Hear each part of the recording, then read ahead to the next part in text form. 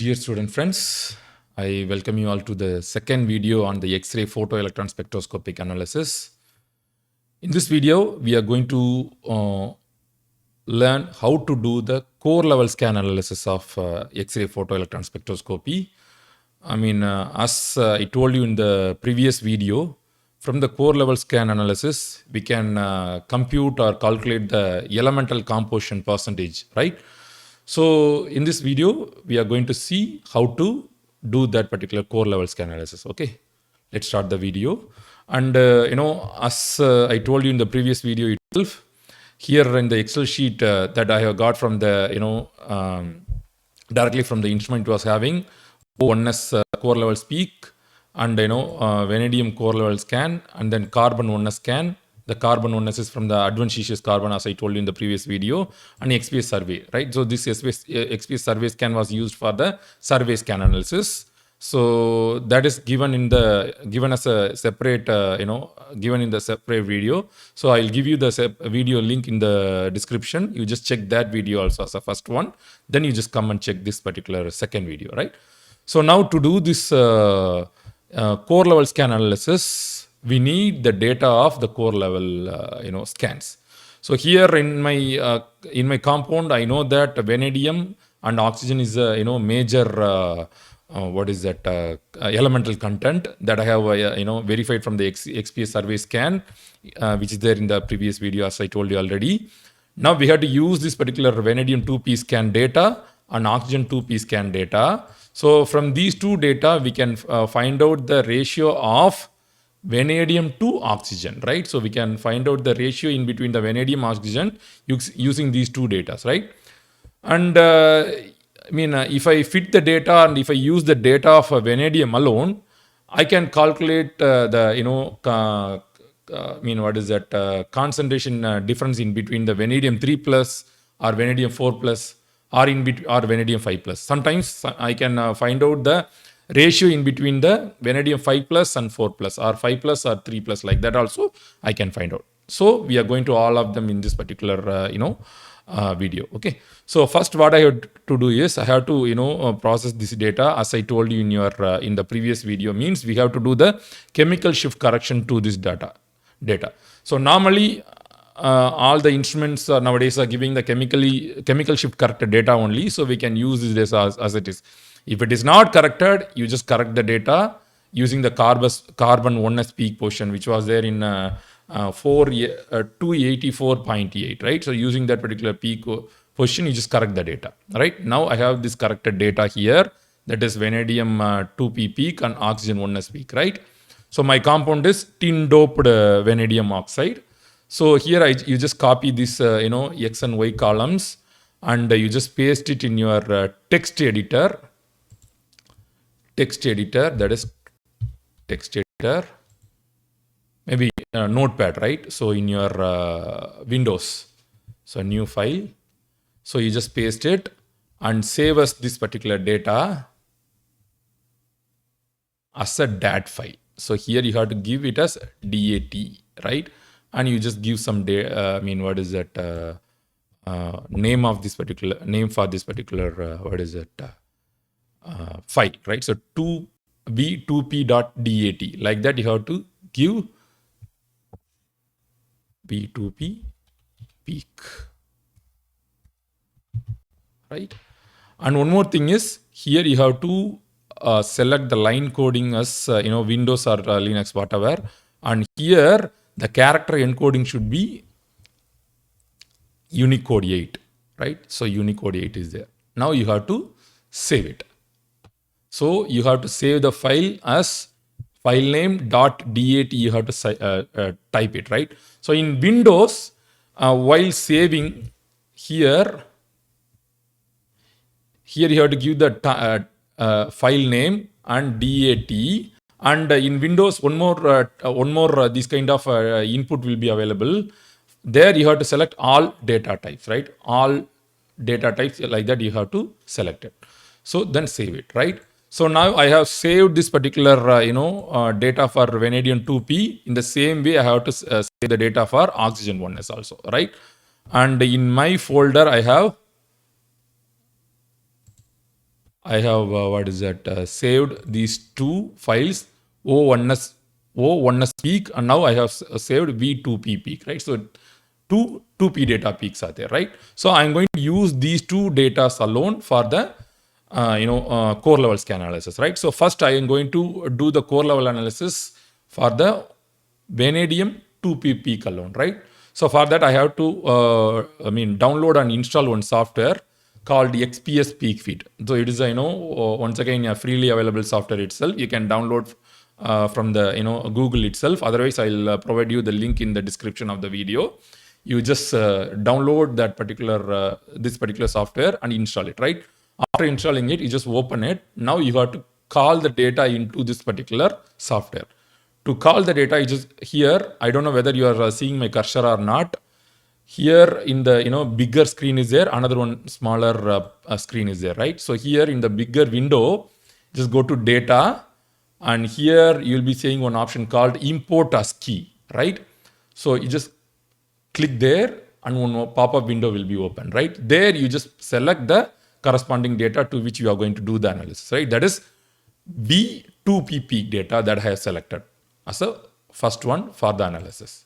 So now this is the core level scan of V2P peak, right?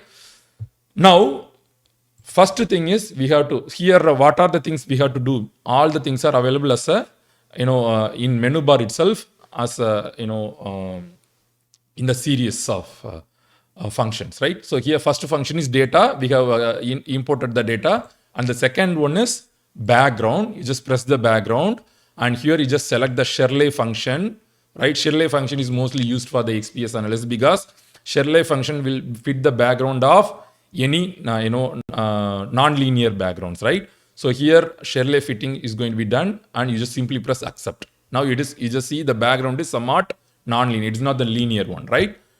Now, after accepting, you just close that. Now, the third function is add peak, right? So here, this particular peak is not the symmetrical peak.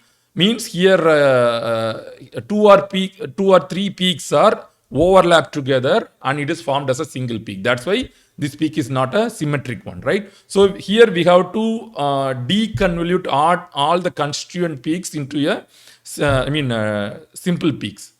Maybe this single peak can be fitted with two or three simple peaks, right?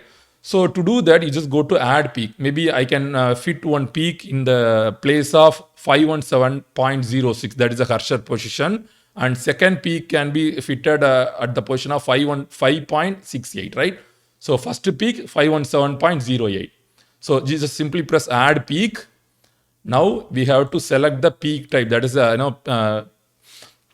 out of the SPDF shells, you have to select the peak type which is coming from that particular shell. That is a P. And here the first peak is going to be fitted at the position of 517.08. So you just give that particular position here, 517.08. And as a first case, you have to fix the position. After fixing the position, we have to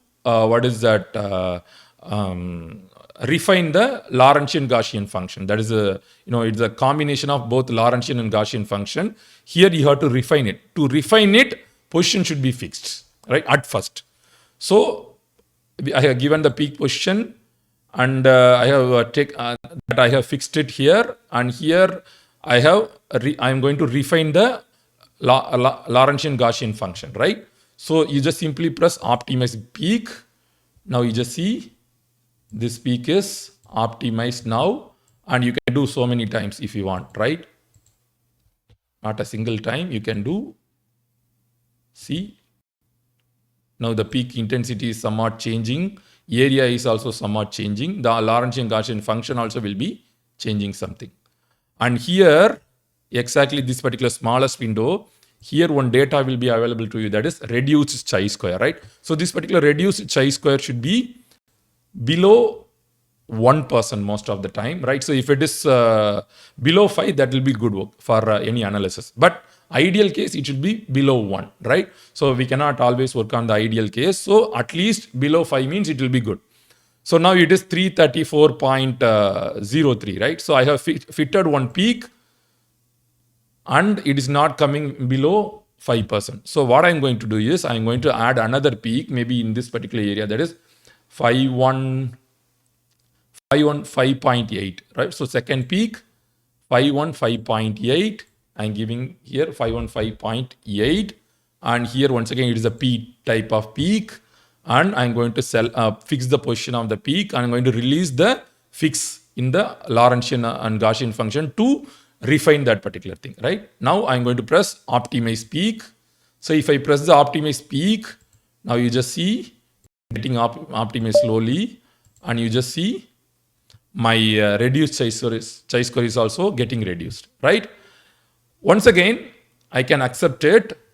Now I'm going to check whether these two peaks are sufficient to fit the whole profile or not. To do that, first you just select the first peak and second peak here, because we have fitted two peaks here, right? So that peaks will be indexed as 0 and 1 here in the smallest window. So the 0th peak is indicating the red one, that is the biggest one.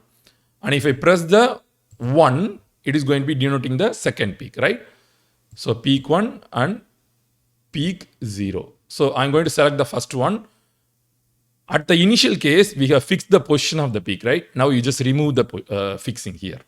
Now simply accept it. And in the same way, you just select the peak 1. Here also, you just remove the tick mark in the fix of the position. Accept it. Now, here one option is available to you, that is optimize all, and here in the small window one optimize all function is available, right? You just press that one. Now you just I'm pressing repeatedly, clicking that optimize all button repeatedly. The reduced chi-square is keep on reducing. You just see you have to keep on doing this repeatedly until you achieve this particular reduced chi-square below 5, right?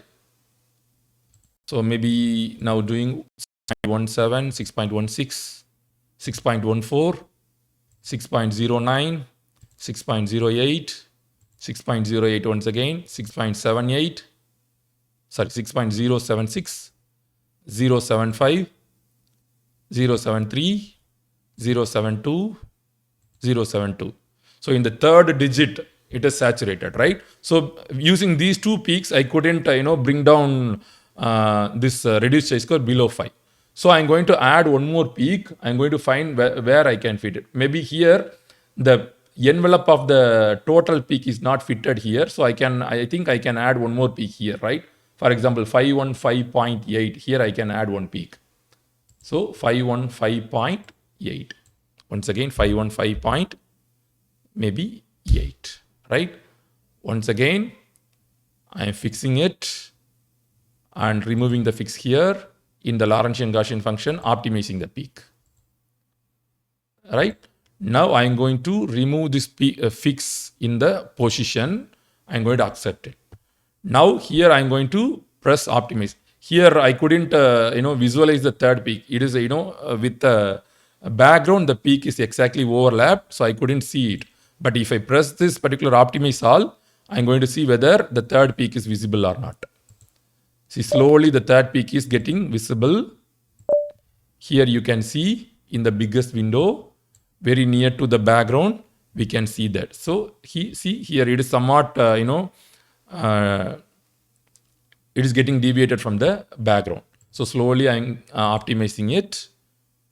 6.03 now, 6.033, 6.028, 0.23, 0.17,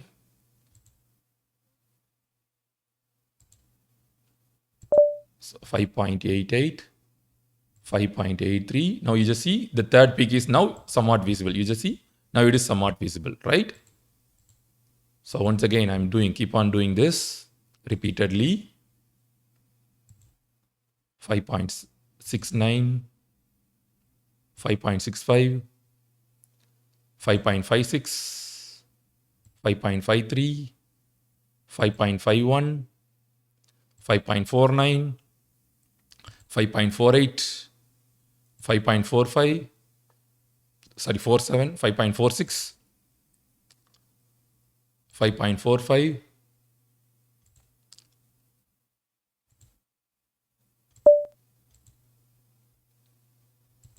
So like this, you have to keep on optimizing the peaks until this particular value reaching below 5, right? So for example, I take this value as a final one. It is 5.4. It just for the demo purpose, I am stopping here itself. Now I have the 3 peaks, right? The first peak is positioned at, that I'm copying the position, that is 516.98. I am going to in another in the Excel sheet. In this Excel sheet, I am created another one sheet. So here I am pasting that particular peak position, and the area also I am going to keep it here. I mean paste it here, right? And this is the peak 0, and I'm going to select the peak. Now I have selected the peak 1, that is the second peak here. Second peak is indexed as peak 1, first peak is indexed as peak 0. So now I have selected peak 1. So I'm going to copy this particular position data and area data to the Excel sheet, right? So I'm copying. So position is copied and pasted here. And I copied the area from that particular pop-up window and pasted the area also. Now, here I am selecting the third peak, that is indexed as peak 2, right? This is the third peak, and the third peak is highlighted in red in color here. So I am copying the peak position and pasting it here in the Excel sheet. And I am copying the peak area and pasting the peak area also.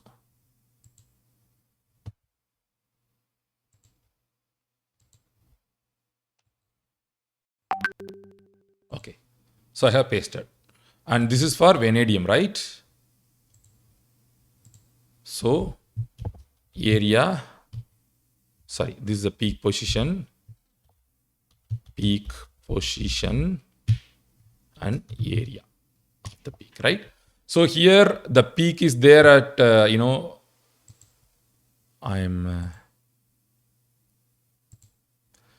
first peak is there at 516.99.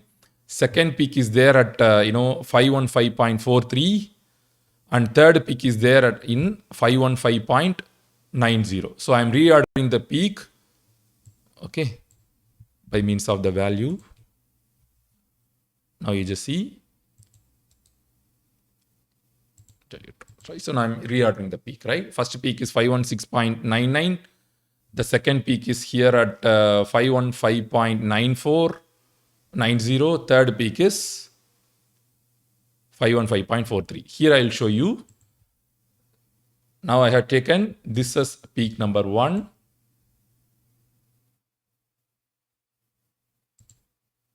This is peak number 1, the red color highlighted, right? That is a peak number 1. And this is peak number 2. This is the second in position. This is the first in position, and this is second in position in the graph. So that I have selected as the second one. And this is the third one. So the highest one is first one, and the second one is the smallest one. Now highlighted one is the third one, right? Now, as per the XPS theory, the peaks which is concentrated in the higher binding energy side is going to be attributed for the higher binding, higher oxidation state of the particular element, right? So vanadium's higher oxidation state is 5+. So I can attribute this particular higher binding energy side peak for 5+ oxidation state, and this can be for vanadium 4+, and this can be for vanadium 3+. Like this, I can give the name for each and every deconvoluted peaks, right? Single peak was given to me. I have deconvoluted the peaks into 3 different peaks, right? Now you just see here, first peak I have given as vanadium 5+, and the second peak is vanadium 4+ and 3+. This is based on the theory that the higher binding energy peaks are attributed to higher oxidation state, and lower binding energy sided peaks are attributed to lower oxidation state. Based on that, I have given 5 plus, 4 plus, 3 plus. Of course, I know that vanadium will be available in 5 plus, 4 plus, and 3 plus also, right? In my compound, in my vanadium pentoxide, 3 oxidation states are also available. Maybe my compound will not be a pure V2O5. It can have some contribution from vanadium 4 plus corresponding compound, and 3 plus is corresponding compound also, right? All of us know that for vanadium 5 plus, the corresponding compound is V2O5, and for 4 plus oxidation state, the compound might be VO2, and for V3 plus oxidation state, my compound might be V2O3, right? So like that, from the oxidation state itself, we can find out the compound also. For example, if I want to know the ratio in between them, for example, ratio in between the V5 plus and 4 plus, what we have to do is, the formula is, so here I'll write, the formula is vanadium 5 plus divided by vanadium 4 plus, right?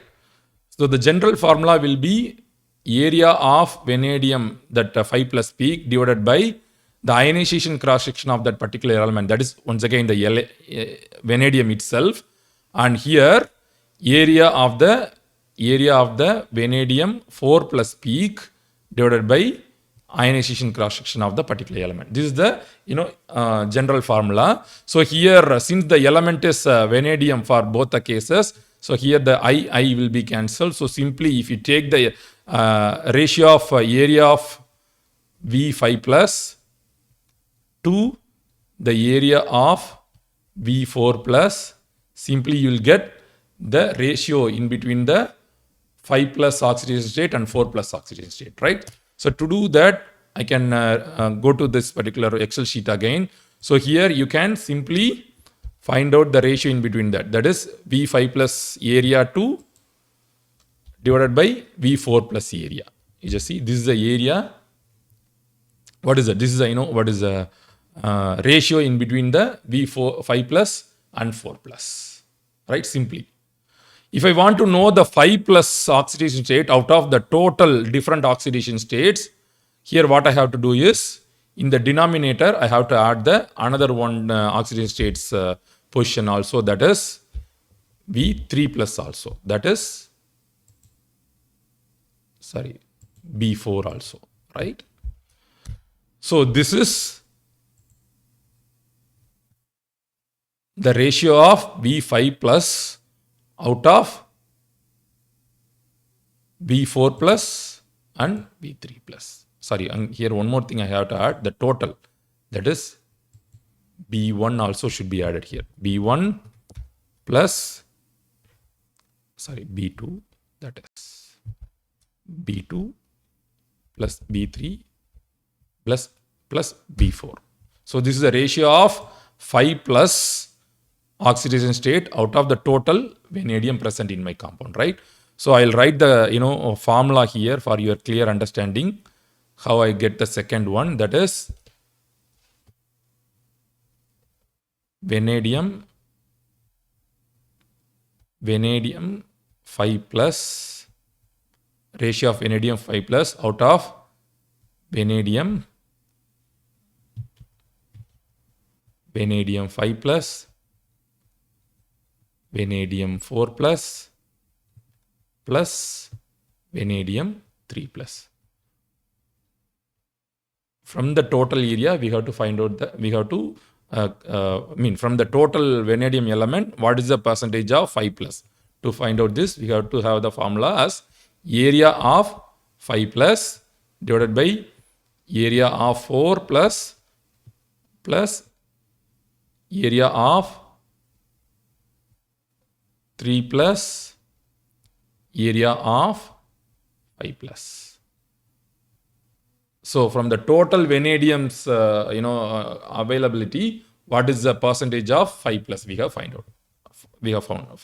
right? So like this, you can find out the ratio in between the oxidation states, And if I want to find out the different elements composition, I have to redo the same analysis for another element also. Another element is oxygen 1s, O1s, right? Now I have the now I have the peak, area of the vanadium peaks, and now I have to get the area of deconvoluted area of different peaks in oxygen also. For that, once again, I can save this XPS for my future reference here.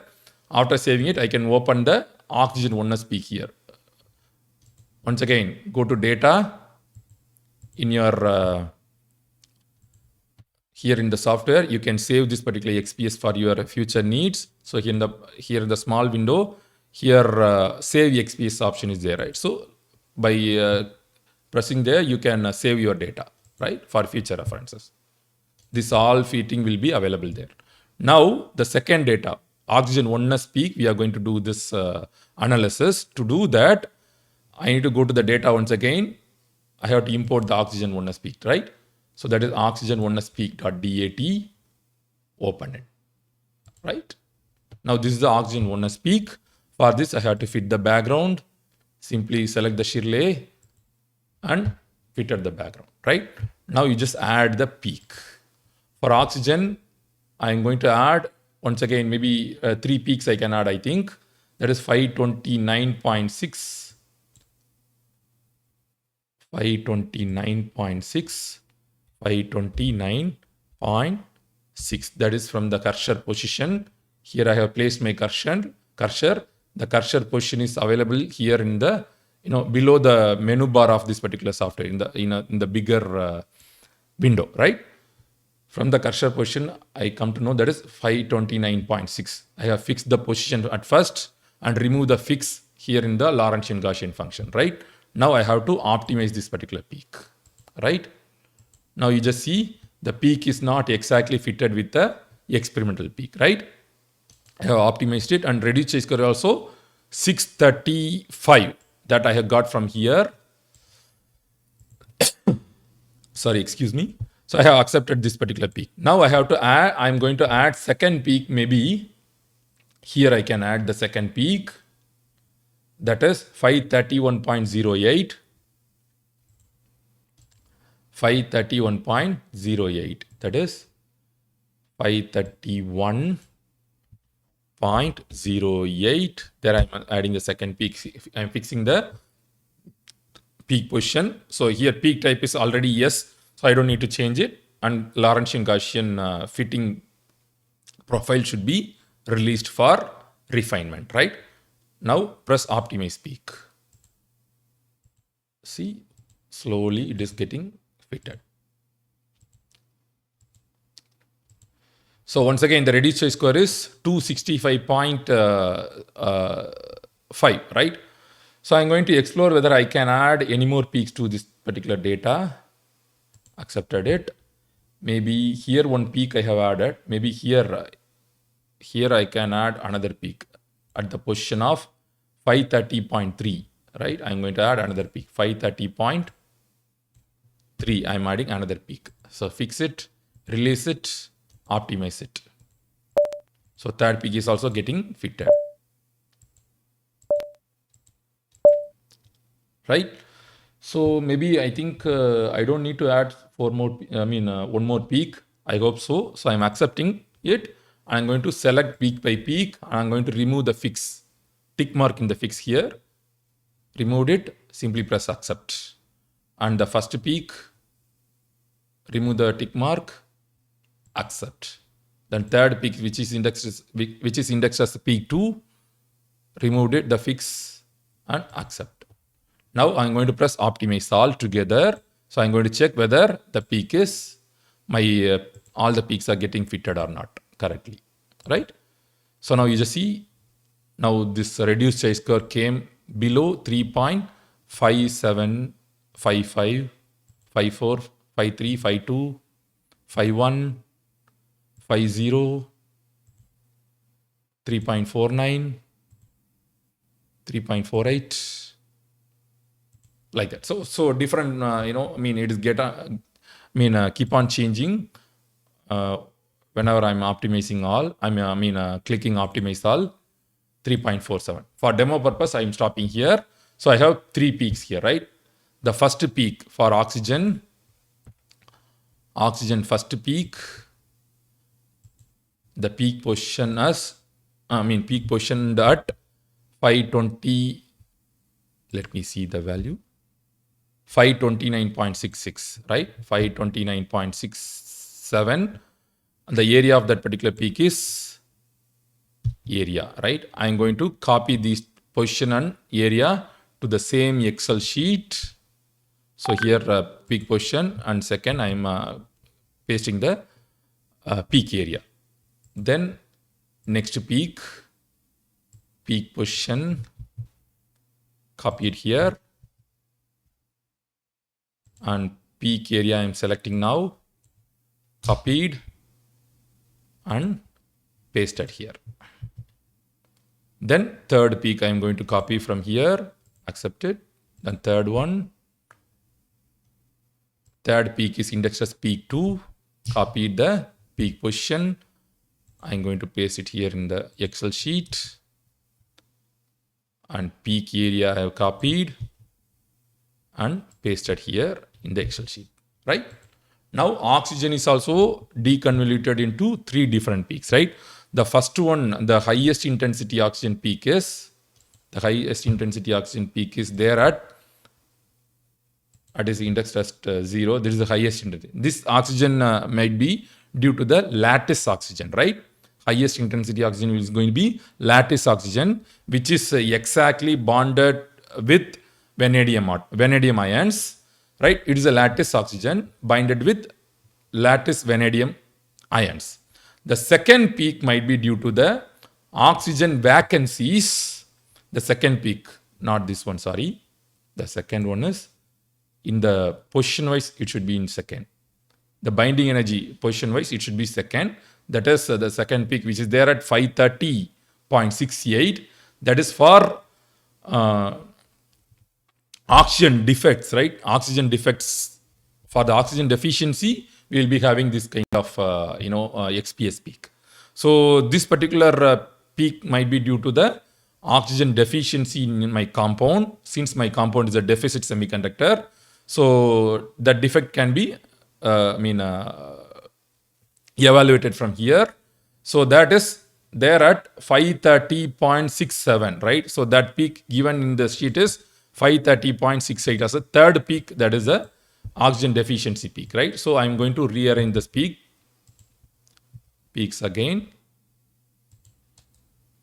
So delete rows. So first peak is for lattice oxygen peak. Second peak is for defect oxygen deficiency peak.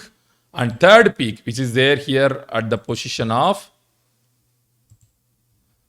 531.42, right? 531.42. From here I'm reading 531.42.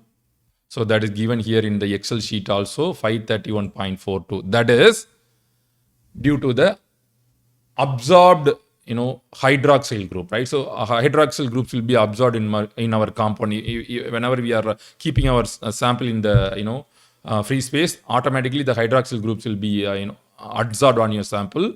This particular peak might be coming from the adsorbed hydroxyl groups, OH groups oxygen, right? So this might be due to the OH groups oxygen, right? The third peak might be. So I have separated the oxygen peak into lattice oxygen peak, which is exactly binded to the vanadium lattice ions, that is vanadium 5+. And the second one is, so the first one, lattice oxygen's peak. Second one is oxygen's deficiency. And third one is adsorbed OH groups oxygen, right? So likewise, I have deconvoluted my oxygen peak also. Right, now if I need to calculate the ratio in between the vanadium and also the oxygen, means we have to compare the vanadium atoms area, that is lattice vanadium's area, and lattice oxygen area, right? So these two things we have to select it, right? So I'm going to take that two values alone here in my sheet as a separate entities. Here, right.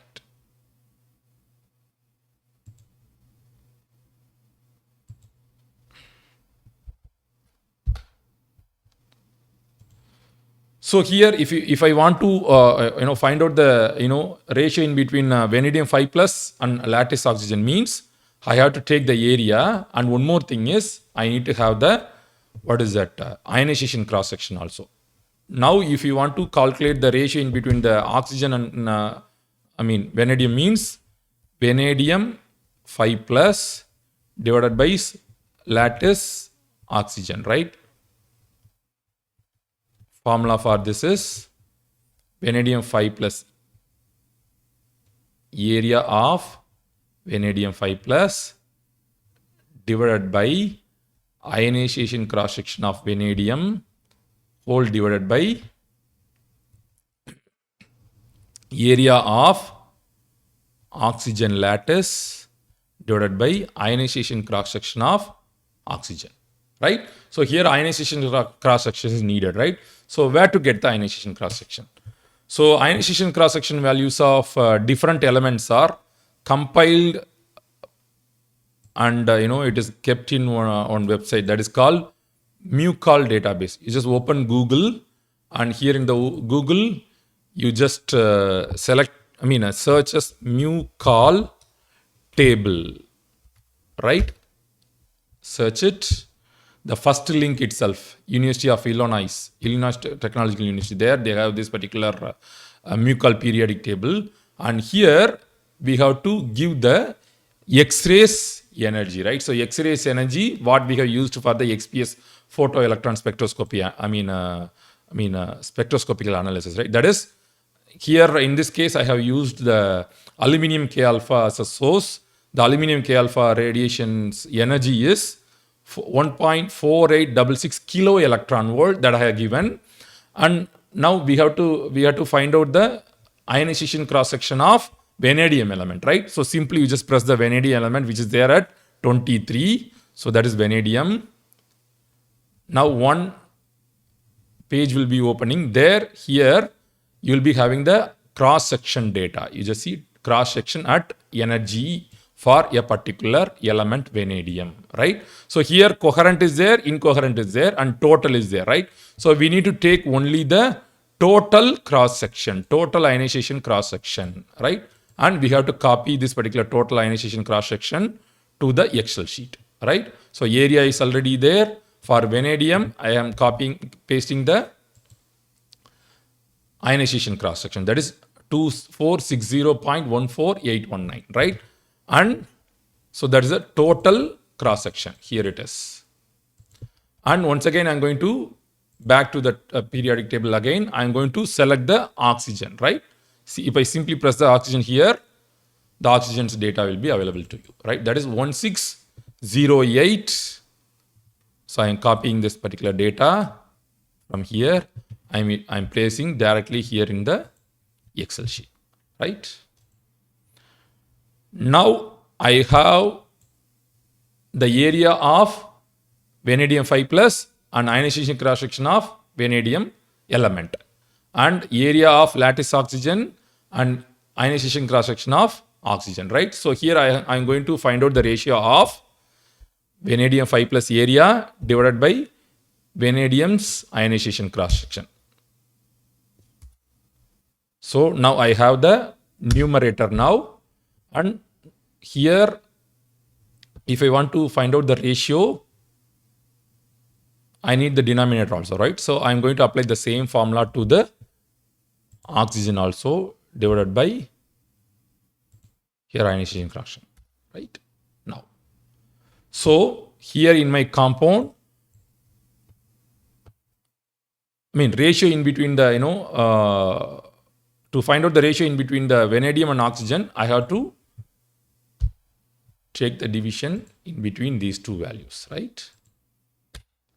So this is 0.48. This 0.48 is nothing but the ratio in between the vanadium and oxygen in my compound, right? So that is 0.48. So vanadium V 0.48 and oxygen is 1.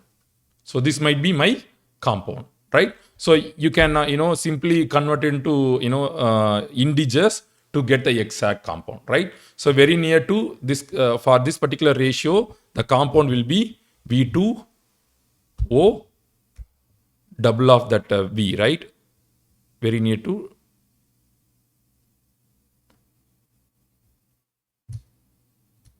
O5, maybe. This might be my compound. If you take the, convert it in the, by taking the LCM, you can convert to get the exact compound like this, right?